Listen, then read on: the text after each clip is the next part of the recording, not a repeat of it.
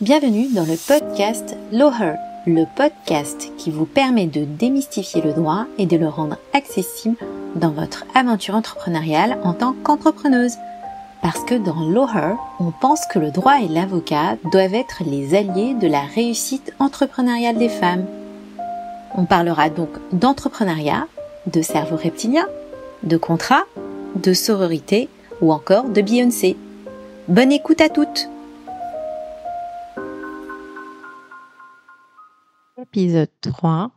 Pourquoi consulter une avocate en droit des affaires quand on veut devenir entrepreneuse? Hello à toutes, je suis Estelle B, avocate en droit des affaires et je suis contente de vous retrouver aujourd'hui dans un nouvel épisode de mon podcast Lawher. Je vous propose aujourd'hui un épisode un peu spécial car j'ai décidé de vous expliquer pourquoi il peut être intéressant pour vous de consulter une avocate en droit des affaires lorsque vous souhaitez vous lancer dans l'entrepreneuriat. Alors, si vous me suivez depuis un moment sur les réseaux, et plus particulièrement sur Instagram, c'est vrai que je ne parle pas forcément de mon métier ni de ma vie d'avocate au jour le jour.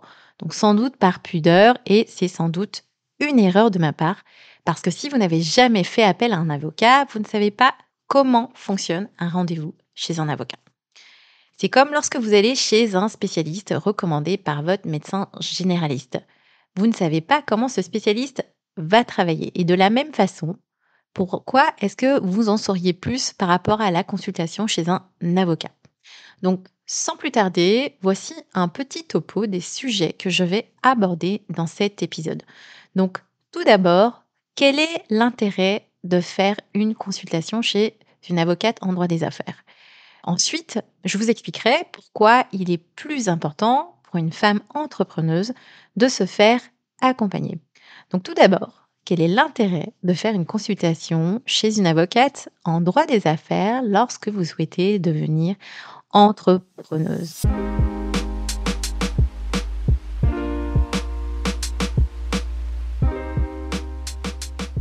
Alors parler de cet intérêt n'est pas forcément évident car si vous n'êtes pas dans le droit et que vous m'écoutez aujourd'hui, si je vous dis avocate ou avocat, vous allez tout de suite imaginer cette personne comme celle ou celui qui va vous aider lorsque vous n'avez pas d'autre choix que de vous rendre aux tribunaux.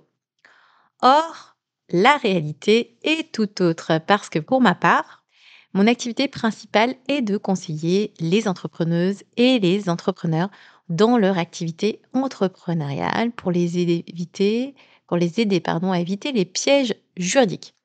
En somme, à les aider à gagner plus de temps et d'argent. Alors, ce n'est pas simplement la réalité économique, c'est aussi quelque chose sur laquelle vous allez devoir travailler si vous souhaitez donner une autre dimension à votre activité. C'est par ailleurs quelque chose que les hommes ont particulièrement compris.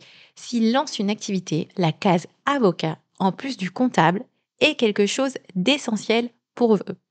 L'avocat n'a pas uniquement pour fonction de vous défendre lorsque vous avez déjà un problème, mais il est là pour pouvoir bien vous conseiller dans votre projet entrepreneurial, notamment pour le structurer comme il le faut. Alors dernièrement, j'ai des personnes qui m'ont contacté pour les raisons suivantes. Donc ça, je vais vous donner des exemples, pourquoi en fait ces personnes ont décidé de faire appel à moi dans le cadre de mon activité.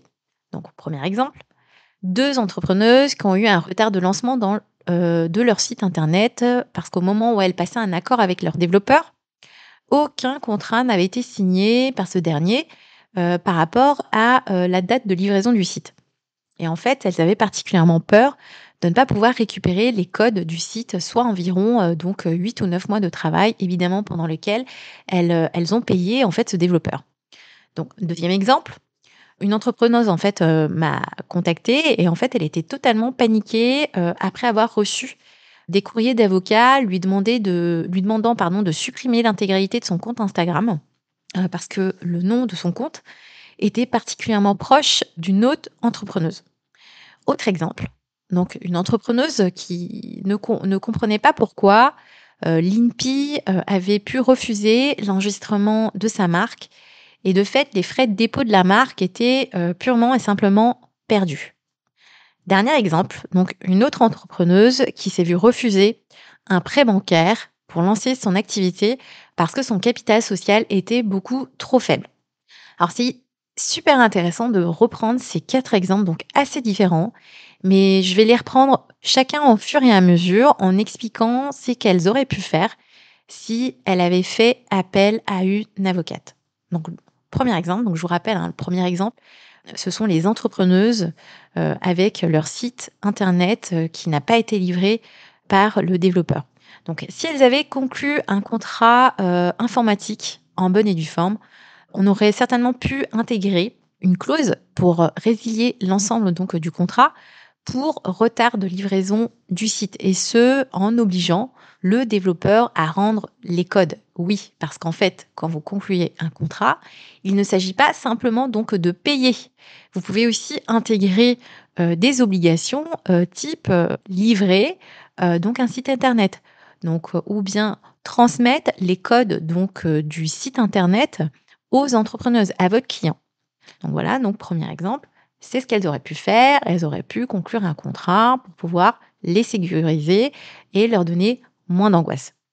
Deuxième exemple, donc l'entrepreneuse, donc je rappelle, avec la demande de suppression du compte Instagram parce que le nom de son compte était beaucoup trop proche de celui d'une autre entrepreneuse. Donc son erreur à elle a été de faire donc la politique de l'autruche comme beaucoup d'autres entrepreneurs lorsqu'ils reçoivent en fait un courrier d'avocat. Et ce, avant de décider d'aller voir un avocat, parce que la suppression du compte n'émanait pas en premier lieu des avocats. Donc cette demande de suppression du compte n'émanait pas en fait donc des avocats, mais bien de l'entrepreneuse. Parce qu'en fait, ce qu'il faut savoir, c'est que les avocats envoient rarement en premier une mise en demeure. C'est souvent donc la personne qui a un conflit avec vous qui va d'abord vous mettre en demeure donc de faire telle ou telle chose. Attendre que les avocats arrivent, en réalité, souvent, c'est déjà beaucoup trop tard. Parce qu'en fait, vous allez vous sentir pressurisé. Donc là, pareil, si cette entrepreneuse avait eu la bonne idée, donc peut-être de faire appel à un avocat avant de se sentir pressurisée, peut-être que les choses se seraient mieux passées entre elle et puis l'entrepreneuse qui lui demandait donc de supprimer purement et simplement son compte Instagram via des avocats.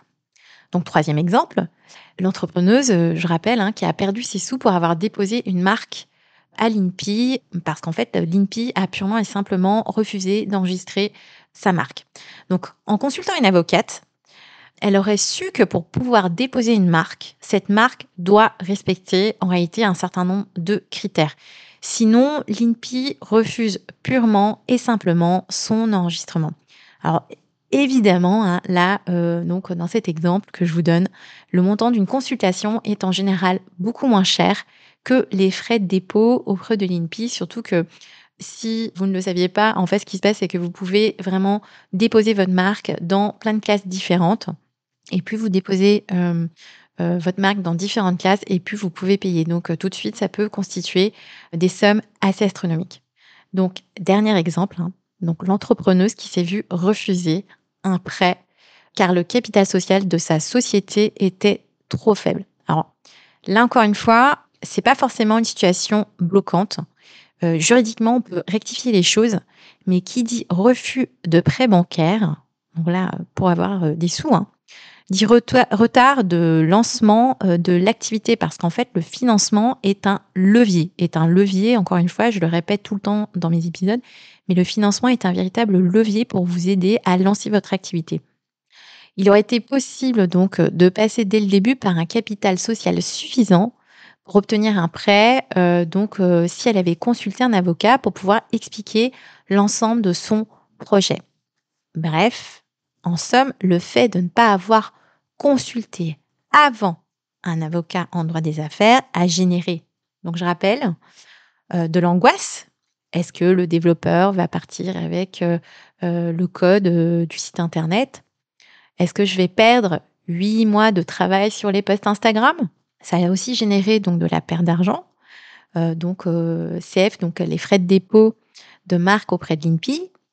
Et ça a généré aussi de la peur de perdre de l'argent.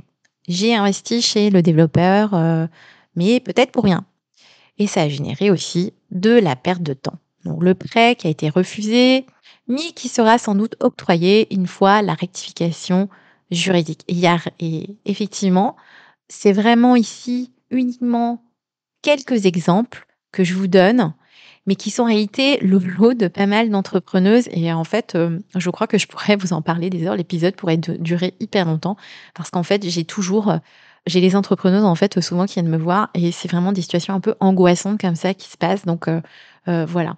Donc je conclurai donc en vous disant, et je pense que vous l'aurez toutes compris, que l'intérêt de consulter un avocat en droit des affaires vous permet d'être plus sereine, de lever des doutes et d'éviter de perdre votre temps et votre argent. Une fois que j'ai dit ça, pourquoi est-ce que il est plus important pour une femme entrepreneuse de se faire accompagner? Alors, une des raisons pour lesquelles je considère qu'une entrepreneuse doit consulter avant de lancer une activité, c'est que les femmes gagnent moins d'argent que les hommes dans le salariat. Donc, à poste égal, une femme cadre gagne environ 16% de salaire en moins qu'un homologue masculin. Et ça, en fait, je vous dis ça, c'est pour les femmes cadres.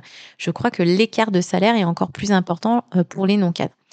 Donc, par conséquent, si vous gagnez 16% de salaire en moins que votre homologue masculin, votre argent est beaucoup plus précieux que celui d'un entrepreneur de sexe masculin. Il est par conséquent important de mieux le protéger. Alors, ça a l'air d'être un peu du militantisme, peu importe, donc du féminisme, mais il faut dire ce qui est. Parce qu'en fait, pour avoir l'argent que vous dédiez aujourd'hui à vos activités entrepreneuriales, il a fallu travailler 16% de plus qu'un homme à poste égal. Donc, un des moyens pour bien protéger votre argent que vous investissez pour votre activité entrepreneuriale, c'est de consulter en amont un avocat lorsque vous souhaitez vous lancer dans une activité entrepreneuriale. Alors, je sais que cela peut être intimidant, mais voici, je vais vous décrire en fait comment les choses se passent lors d'une consultation. Alors, le plus important, avant toute chose, c'est que tout ce que vous allez dire à un avocat, tout ce que vous allez me dire à moi, est couvert par le secret professionnel. Les avocats sont soumis à un principe de confidentialité qui fait que vous pouvez me raconter tout ce que vous voulez, même des choses que vous avez faites et que vous savez ne pas être dans les coups, ne pas être entre guillemets légal, parce que ça n'a pas vraiment d'importance. En fait, on ne peut pas en faire part à des tiers, sauf à d'autres confrères. Les échanges entre avocats sont eux aussi soumis au principe de confidentialité. Donc, si par exemple, je dis n'importe quoi, je décide de vous recommander auprès d'une consoeur qui fait une autre spécialité que la mienne, en réalité, il n'y a pas vraiment de problème. Cette consoeur, en l'occurrence, sera également soumise donc à ce principe de confidentialité. Il y a vraiment une relation de confiance qui est inscrite en réalité dans la loi parce que ce sont des règles déontologiques. Alors, je sais que cela peut être intimidant aussi de faire une consultation d'avocat, surtout si vous n'avez jamais eu affaire à un avocat. Et si cela vous rassure plus, donc de faire une consultation juridique auprès d'une avocate et que vous vous sentez plus à l'aise avec les femmes, alors ce qu'il faut que vous sachiez, c'est que ce n'est pas vraiment un problème. Donc, contrairement à ce qu'on peut croire dans les médias, la profession d'avocat est en majorité féminine. Donc, vous trouverez sans doute l'avocat qui vous correspondra et vers qui vous pourrez vous tourner en toute confiance et qui sera là pour vous aider au mieux dans votre projet professionnel. Enfin, pour ma part, c'est vraiment quelque chose que je pense essentiel. Donc, c'est une des qualités essentielles de notre métier. C'est le fait de pouvoir faire preuve de bienveillance vis-à-vis de nos clients. Donc, normalement, ce qui se passe, c'est que lorsque vous arrivez en consultation, nous, on n'est pas là vraiment pour juger en fait de la situation. Parce qu'en fait, lorsque vous prenez l'initiative de prendre une consultation, en réalité, nous, on est là pour vous aider. Donc, il n'y a vraiment pas de jugement à avoir. En fait, rien ne sert de revenir sur le passé. L'idée, c'est surtout de trouver des solutions. Et ce, pour améliorer la situation actuelle de nos clients, de votre situation à vous en tant qu'entrepreneur. Donc, ne restez plus dans le doute, consultez-moi ou bien consultez une avocate que vous avez vue sur Instagram, sur LinkedIn, peu importe, si vous avez des questions sur le projet que vous allez lancer. En fait, c'est toujours très émouvant et très passionnant pour moi de vous entendre parler de votre projet, des personnes que vous rencontrez dans votre métier, des hauts et des bas que vous vivez. Parce que c'est ça l'entrepreneuriat, des hauts et des bas.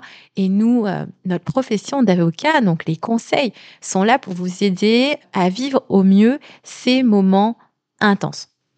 Donc j'espère que cet épisode vous aura donné envie de prendre une consultation chez une avocate et pourquoi pas moi si vous avez envie de me parler de votre projet entrepreneurial. Donc si cet épisode vous a plu, je vous invite à le partager auprès d'entrepreneuses qui, selon vous, seraient intéressées par l'épisode. Vous retrouve donc dans 2 semaines dans un nouvel épisode de l'horreur. Je vous remercie beaucoup pour votre écoute et vous dis à très bientôt.